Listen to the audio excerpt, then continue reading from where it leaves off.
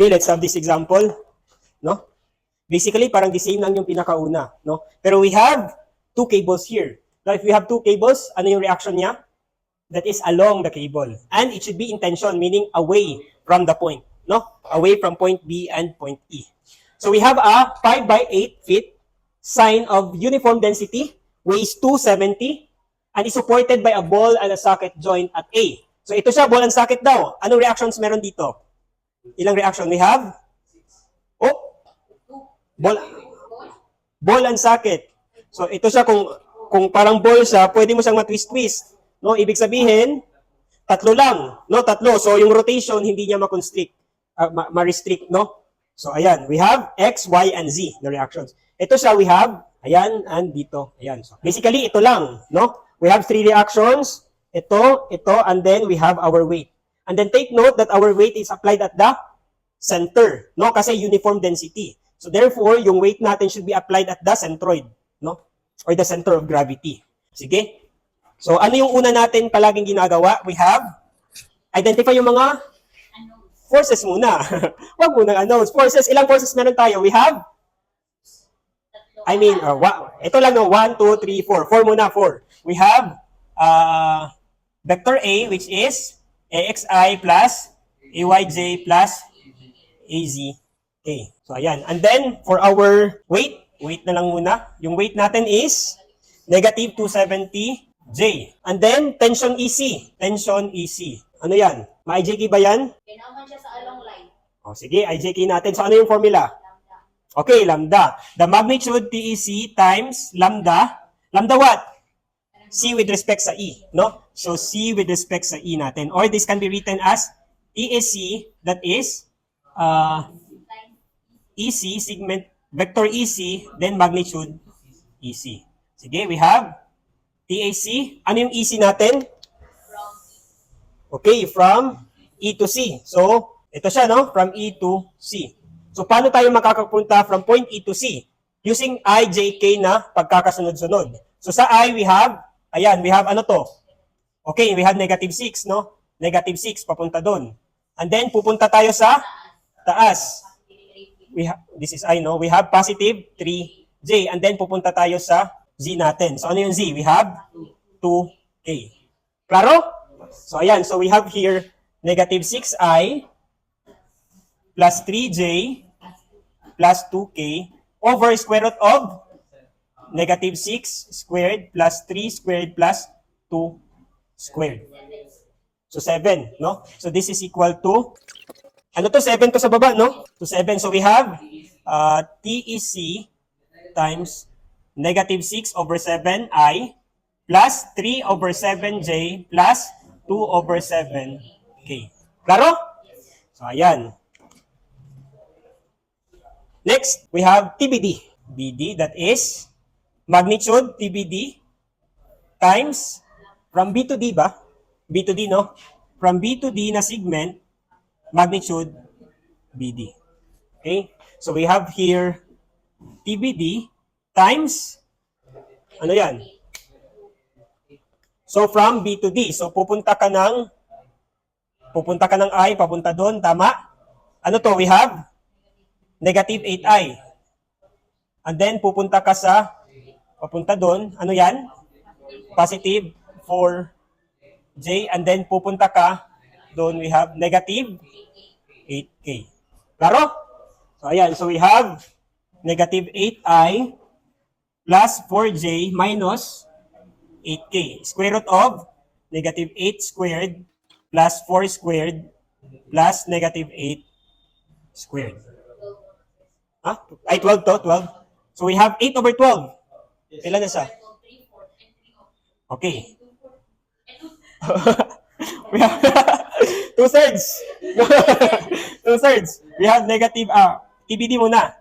TBD, we have negative 2/3 I. And then ito, we have 1/3 J. Positive, no? Then minus 2/3 K. So, ayan lang. Klaro? So, ano yung susunod nito? After knowing all the forces, ano na yung susunod na equations na gagamitin? Summation of forces. So, paulit-ulit tayo dito, no? Kapuyani, oy. So, Ayan, i-total na lang natin to. So, over, no? No? We have summation of forces is equal to, so i-sum up natin to. No? Diretso ko na lang, no? So, summation of forces equal to 0. We have here, for the I, ano yung I natin?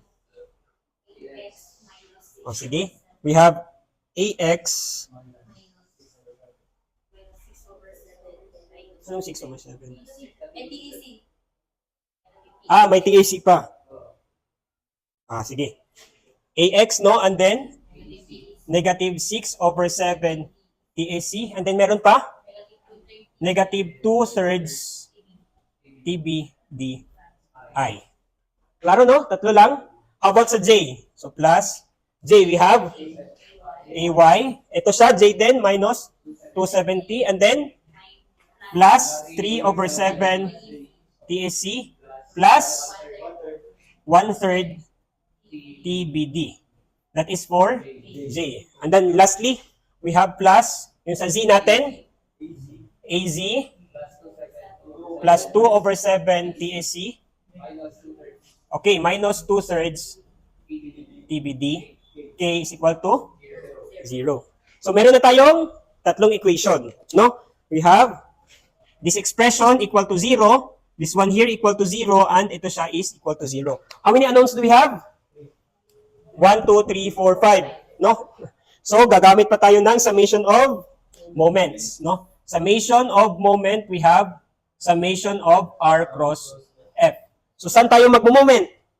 Sa marami yung unknown. Ano yung marami yung unknown? We have A. So, summation of moment at point A. So, we have R cross F sa weight plus R cross F sa TEC plus R cross F sa TBD is equal to 0.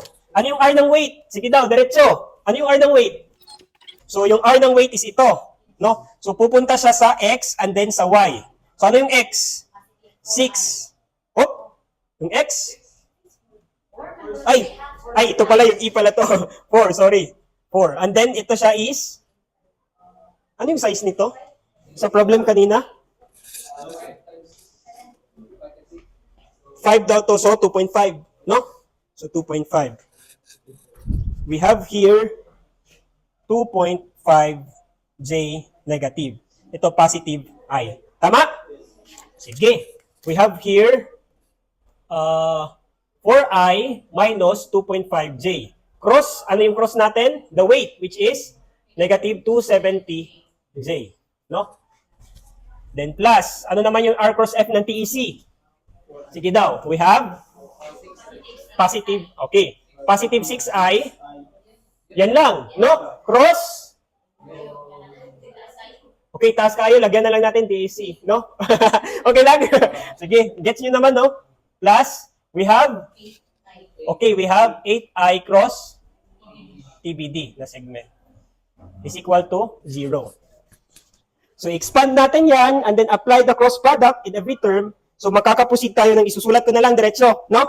So, we have here, summation of moment at point A, makakapusid tayo ng answer na 2.667 TBD plus 2.571 TEC minus 1080 K. K lang, no? So, lahat ng I na-cancel. No? And then plus, we have here 5.333 TBD minus 1.714 TEC. J is equal to 0. So, ayan lang. Wala tayong components sa I. So, how many equations na ma-generate natin from summation of moments? We have this one here equal to 0 and this one here equal to 0. So, we have 5.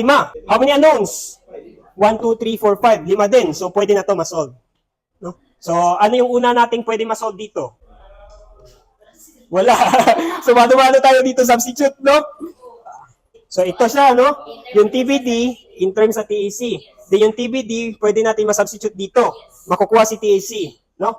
So, pagkuha ng TEC, substitute naman natin dito, makukuha si TBD. No? Nakuha si TBD, TEC, substitute natin dito. Kuha si AX, then si AY, then si AZ. Okay na?